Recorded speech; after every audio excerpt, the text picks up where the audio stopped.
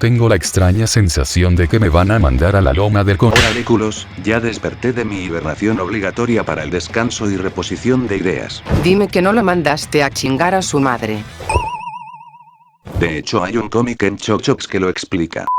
¿Cómo están, gente de YouTube? No suelo hacer este tipo de videos, pero realmente quería aportar al rescate de entre todo el pozo de creepypastas genéricas, muchas más que han sido olvidadas en el tiempo, o que, por cuestiones de salir en el momento erróneo, no fueron cubiertas con la atención que se les requería. Pero para eso estamos, para dar difusión a escritores que de verdad merecen la pena ser escuchados. No quiero meter más relleno a esto, así que empecemos de una vez. ¿Qué serías capaz de hacer por obtener aquello que buscas? ¿Qué tanta ambición hay en tu ser como para someterte a un viaje largo no solo en sentido temporal, también físico y mental? La soledad será tu única compañía, así como la luz de los faros del vehículo que utilizarás para dar iniciada tu búsqueda, aunque no se te recomienda hacerlo en vehículos que te dejen muy expuestos. Después de todo, aún no sabes qué es lo que te depara el viaje por esas misteriosas 11 millas que ahora han aparecido frente a ti. No soy muy fan de las historias creepypasta que usan como premisa principal los rituales, a excepción de esta por una única razón, la atención al detalle que usa el autor para hacerte vivir el viaje que te espera, además de una excelente ambientación que deja lo suficiente a la imaginación como para mantenerte atrapado en el mundo onírico que se te presenta. Después de todo, ¿qué tiene de miedo un largo viaje? Esa pregunta se ve respondida por presencias escondidas entre los árboles, voces susurrantes, ansiosas porque te vuelvas una más de ella. Al final del día, no fuiste el único que cedió al deseo de obtener aquello por algo que pensaste solo sería un viaje relajante, pero te juro que de tranquilo no va a tener nada cuando entres en el velo de la finalización del viaje, pues en la 7ª milla, la poca calma se va a ir apagando. El frío será una sensación que siempre te va a ir persiguiendo, y en aumento gradual, por lo que quedarte mucho más de lo recomendado puede ser una condena directa, aunque me imagino que las inclemencias del tiempo, el camino que no te permitirá ir tan rápido y el resto de implicaciones ya eran algo que poca importancia le estabas dando, ¿o me equivoco? Abre la puerta, susurra esa voz para que voltees y veas aquello que te concierne a una deuda que puedas o no pagar, depende de qué tanta determinación tengas para jamás salirte del vehículo, así como también tu capacidad porque no se apague llegado sea el momento indicado. De hacerlo, esas cosas podrán reclamar lo que las 11 millas les han proporcionado. Despiertas una noche, con el mensaje de una compañera a la cual le compartiste una vivencia por menos que particular. No obstante, lo que encuentras es menos que esclarecedor. El mensaje te menciona que el juego que le pediste que tradujera para ti, resultó estar corrupto, además de que ella no vio el mismo inicio que tú. Desde entonces no has sabido nada de ella. ¿Qué es lo que le habrá pasado? ¿Qué relación tiene con el virus extraño que presentaste anteriormente? Lo más relevante, siendo la duda que ha estado presente en tu mente antes de abrir la imagen que dejó el juego luego de completarlo es, ¿qué tiene que ver casi en todo esto?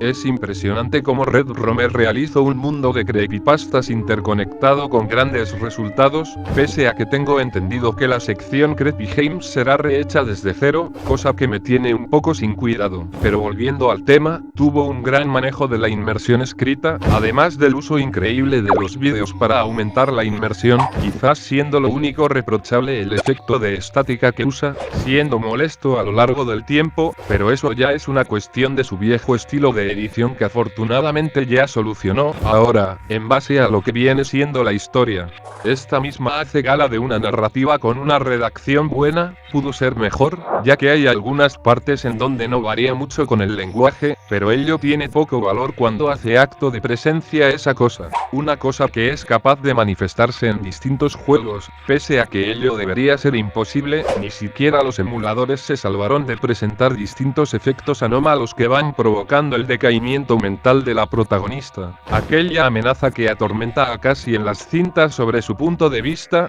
cintas que nadie podrá ver por desgracia, quedando como un testimonio único de su persona, de un alma condenada a morir, condenada a desaparecer en la historia. Pero, ¿qué no eso hace a las creepypastas?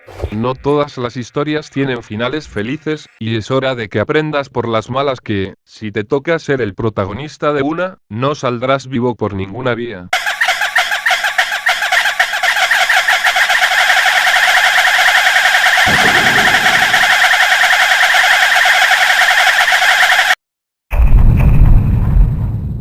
Es normal tenerle miedo a la oscuridad. Aquello a lo que le tenemos más miedo es a aquello que no podemos ver. No obstante, hay una diferencia muy grande entre el miedo y el terror.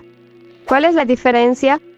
Ello radica en las circunstancias en las que se daban ciertas situaciones. Solo imagina esto: ser un niño de 12 años que, en la oscuridad de la noche, con la luz encendida y dejando todo con una claridad en todo el ambiente, envuelve todo en una manta de calma, al menos hasta que te percatas por el rabillo del ojo que lo que fuera que esa cosa quisiera hacerte, no se va con esta de ninguna forma. El miedo de no poder ver se volverá rápidamente en el pánico de no querer ver. La historia hace una subversión interesante al concepto mismo de nuestro mayor temor natural y hace sentido, usando de una premisa que poco he visto en estos tipos de relatos, y es qué pasa cuando tienes la posibilidad de descubrir lo que tanto te genera pavor.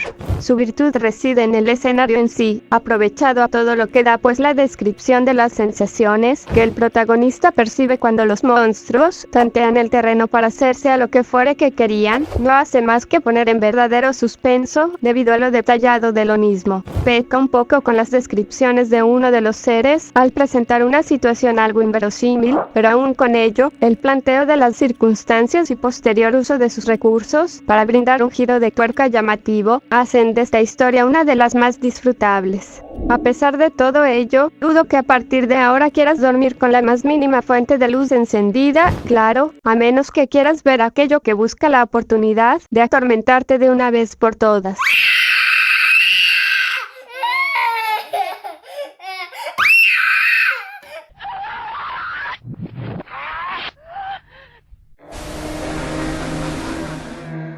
Ha pasado tanto tiempo desde que eso sucedió, no recuerdo muchos detalles al respecto, o al menos, he querido verme en la necesidad de no hacerlo, pero se ha vuelto imposible no tener que recurrir a esa posibilidad. Lastimosamente, las señales se han hecho tan claras, que debo atender una de mis mayores creaciones y errores como el científico responsable de la ambición de mis superiores durante la Segunda Guerra. Solo quería darle otra oportunidad a ese hombre, una oportunidad de continuar con su vida en vez de morir. En su lugar, yo hubiera preferido jalar el gatillo de mi arma en vez de volverme en lo que lo obligamos a convertirse. Es hora de desclasificar el proyecto Super Soldado, nombre clave posterior al fracaso del proyecto Slenderman. Es increíble cómo, mierda, me equivoqué de render. Es increíble como una creepypasta tan buena no obtuvo el reconocimiento que se merecía, siendo la mejor de todas las versiones del origen de este personaje, y es allí en donde está la magia de esta historia, dándole significado a todo lo que caracteriza a la mitología de este ser, usando como base una tragedia tan vil como lo puede ser perder la humanidad, no por gusto propio, sino para tratar de olvidar aquello que atormenta al ser como individuo. Después de todo, en la guerra, ocurren tragedias, esas tragedias pueden formar monstruos, lo malo de ello, recurre en la necesidad de borrar una desgracia con otra. Si acompañas estas circunstancias, con un entorno militarizado en donde la ética, generalmente es ignorada para obtener resultados, hace ver el peor lado de la humanidad, y aún con ello, no saber qué más puede ocultar el lado más oscuro de nuestra propia psique, que, en búsqueda del mayor de los avances, puede desatarla. Pero ¿qué pasa cuando se hace eso estando bajo amenaza directa? Te hace más o menos culpable que el resto de los involucrados. Si quieres descubrirlo, no hace falta de un ritual ridículo o de mitología complicada, solo hace falta encontrar a la persona equivocada, en el periodo temporal menos indicado, porque no sabes cuándo puede encontrarte para hacerte llegar tu karma.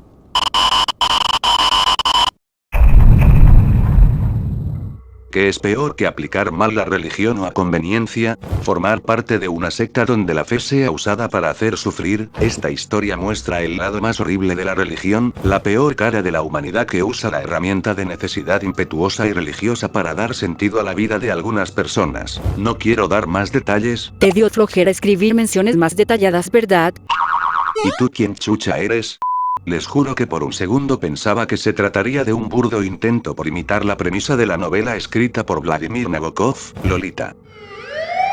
Déjenme terminar, hijos de Aquí viene la pequeña novia. La premisa es por más desagradable y horrible en el peor de los sentidos, coño, es difícil de digerir y de explicar a las audiencias, soy totalmente sincero al decir que hubo un punto en el que estaba al borde del vómito, y sí, tiene que ver con lo que creen. Si van a leer esta historia, deben ir preparados mentalmente, y más encima, el título insinúa de qué tipo y en qué países puede darse. El giro final es de los más devastadores que he leído en relato alguno, y será de esos relatos que no voy a volver a leer pese a que no es mala en sí, al contrario, cumple de sobremanera el propósito de aterrar, pero personalmente, no quiero que escuchen o lean esta historia, a menos que quieran revivir la clásica discusión de si debe separarse al arte del artista, ¿saben por qué? Porque en algún momento, vas a desear ser suyo o suya, tomar el lugar de su ángel invisible y protegerla del maldito enfermo de su marido con tal de liberarla, aunque eso conlleve convertirte en un monstruo mucho peor con cada párrafo que vayas leyendo.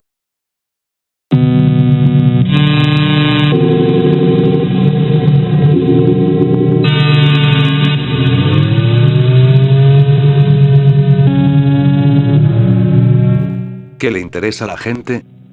No le interesa una historia de un hombre que fue feliz, no le interesa el resultado de las carreras más intensas en sus últimas vueltas, lo que le interesa a la gente, es ver arder a todo el condenado mundo. Lo que la gente quiere ver, es una nota del joven vecino al que jamás ubicaste, ahora convertido en un obituario más por su suicidio. Los espectadores de carreras quieren ver a los autos chocar aparatosamente, la gente está tan podrida que aquello que más lee, es aquello que refleja el tabú interno de sus fantasías más mórbidas. ¿Cómo lo sé? He estado tanto tiempo recompilando tantas anécdotas oscuras, que he buscado fabricar mi propia entrevista, denigrando su imagen pública, inventando la historia más interesante de cómo un pobre niño actor, pasaba por todas y cada una de las peores perversiones que pudieron tocarle a alguien joven. Es tan genial mi versión de la historia. Solo debo preparar la pistola con la que mi querido entrevistado, se va a volar la tapa de los sesos. ¿Qué hay de la verdad? Al carajo la puta verdad, lo que importa es entretener a las masas con una historia de calidad. Este resumen, define muy bien a la historia, o al menos, la versión de la historia que será conocida como la verdad pública. En un mundo donde el periodismo es la mayor herramienta para obtener la información, ¿es acaso difícil de pensar que la verdad no es insustancial y objetiva? No.